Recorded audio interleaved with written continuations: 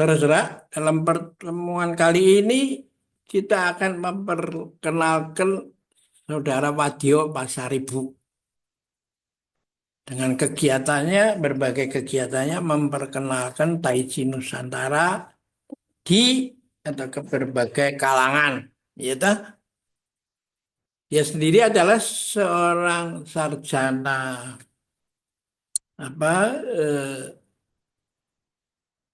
ilmu teknologi industri, teknik industri di Universitas Indonesia dan saat ini sedang kandidat doktor di sebuah sekolah tinggi filsafat, gitu. Dia aktif juga sebagai apa eh, fotografer, gitu, dan pembatik ini, ya. Ini dia punya dia apa dia punya kegiatannya berlatih bersama relawan cuci dalam rangka memperingati Hari Pelestarian Lingkungan, mengambil tempat di sebuah sekolah, ya. Di sini lalu ya ini dia sedang pameran batik di Gedung Perpustakaan Nasional di Jakarta dan ini anggota yang dari relawan cuci, Buddha cuci yang dia latih Tai Chi Nusantara, ya. Nah, dia ini salah satu contoh dia memperkenalkan Tai Chi di Universitas Indonesia, memperkenalkan bagaimana membangun kesehatan melalui metode walk the talk the walk, yaitu setiap pagi satu langkah meski perjalanan masih ribuan li, ya. Jadi dari Senin sampai Sabtu jam 6 sampai 6.30 pagi kita berlatih Tai Chi, ditambah setelah itu 50 menit 5 menit untuk pijat kepala, ya. Karena kepala ini sangat banyak kaitannya dengan kesegaran otak, toh.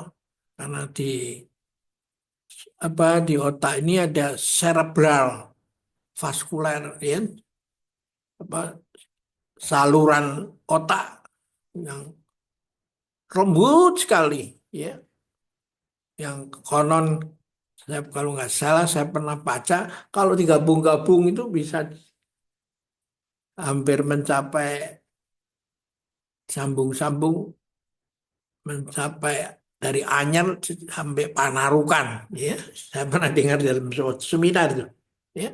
Ini Pak Wadio Pasaribu sedang apa pelatih nih, ya, di Universitas Indonesia, ya. Nah, dia juga memperkenalkan di sekolah menengah atas itu bahwa Tai Chi itu membawa message mempertemukan aku, kami dalam kita, inklusif, gitu. Aku pluralnya jamaknya menjadi kami, kan.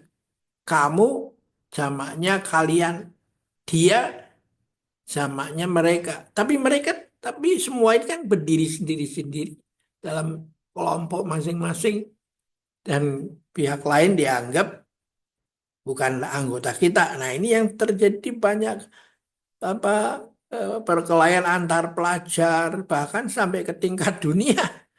Karena di dunia ini uniknya bahasa Indonesia ini adalah bahasa yang menggunakan aksara Latin tapi mempunyai kosakata inklusif, ya.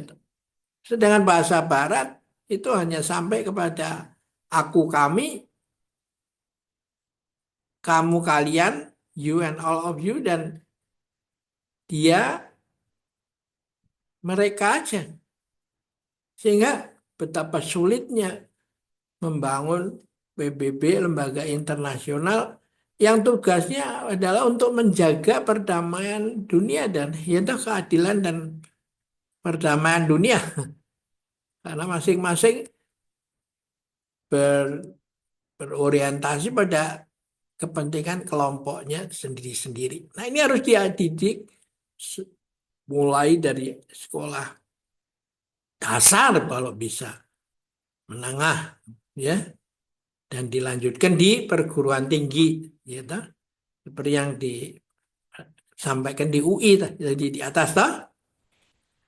Nah, di samping itu dia juga melatih rindam itu orang atau kalangan TNI, Tentara Nasional Indonesia, yang karena pekerjaannya membawa ransel dan sering duduk istirahat, bangun cepat, bergerak cepat, pindah tempat, ya masih muda sih oke-oke aja, tapi ketika menjelang usia lanjut banyak yang menderita pada yang disebut pandemi tulang punggung, itu saraf kecepit atau apa segala macam dah. Nah, kalau mereka dilatih Tai Chi tiap hari hanya 30 menit kan, ya itu sangat banyak mencegah karena tubuh kita tidak dibiarkan kaku, tapi selalu dibuat lentur setiap hari, ya toh? Nah, ini kegiatan dia di Rindam, ya, melatih nih, ya, ya, mudah-mudahan dapat sambutan ini kerjaan dia tuh, ya, karena kita membangun kesehatan bukan berbasis teori tapi berbasis problem based kesehatan. Kalau Anda membahas kesehatan dengan ceramah-ceramah, penataran sana sini, itu seperti Anda haus diajak bicara tentang apel. Ya, kita nggak mau, kita mau talk, you walk, walk, you talk. Ya, kenapa nggak dilakukan dengan berlatih tiap hari? Ya toh? Nah, itulah prinsip daripada Tai Chi Nusantara, ya. Ini dia punya kegiatan, ya, ditemani oleh Handoko, seorang fisioterapis anggota dari Tai Chi Nusantara, ya. Nah, ini pada waktu seminar tentang menyambut Indonesia Emas 2045, kami berjumpa dengan kawan lama yaitu Profesor Bungaran Saragih, mantan Menteri Pertanian Republik Indonesia yang lalu, ya. Jadi dalam kegiatannya semua itu dia juga tidak melupakan panti penghuni yang tinggal di Panti Ureda itu. Mereka yang kerjanya tiap hari, aduh, banyakan sedentary life, itu dibuat bergairah kembali, diperkenalkan dengan Tai Chi ini. Tentu saja ini harus di follow up itu, ya, dan kita tawarkan pada semua pihak yang tertarik berkepentingan ini untuk membantu Tai Chi Nusantara ini, di mana apa setiap pagi kita berlatih dari Senin sampai Sabtu, ya, seharusnya minggu, tapi minggu diminta belajar melatih sendiri di rumah itu. Anggotanya yang unik adalah ada aku 15 profesor, ada doktor dan S2, ya. Mereka yang menyadari bahwa jangan sampai ilmu yang dia pelajari yang tinggi-tinggi itu berakhir dengan pikun, demensia, dan akhirnya hidup dengan di atas kursi roda, dan lalu diarahkan oleh dokter bahwa Anda haruskan mengisi teka-teki silang itu. Dan karena Anda sudah pikun dan, dan sedangkan organnya itu udah pada terganggu di sana sini sehingga dirawat harus berkonsultasi dengan berbagai spesialis yang masing-masing mempunyai akan memberikan pil dan resep yang sendiri-sendiri sehingga bingung sendiri kalau pagi harus minum obat apa, sesudah atau sebelum makan, siang apa, malam apa, ada yang sehari 2 kali, ada sehari yang 3 kali, ada yang sehari 1 kali. Wah, ini betul-betul ya merepotkan ya buat keluarganya juga dan juga bagi dirinya sendiri itu ya. Sehingga hidupnya selalu harus didampingi 24 jam oleh seorang pembantu ya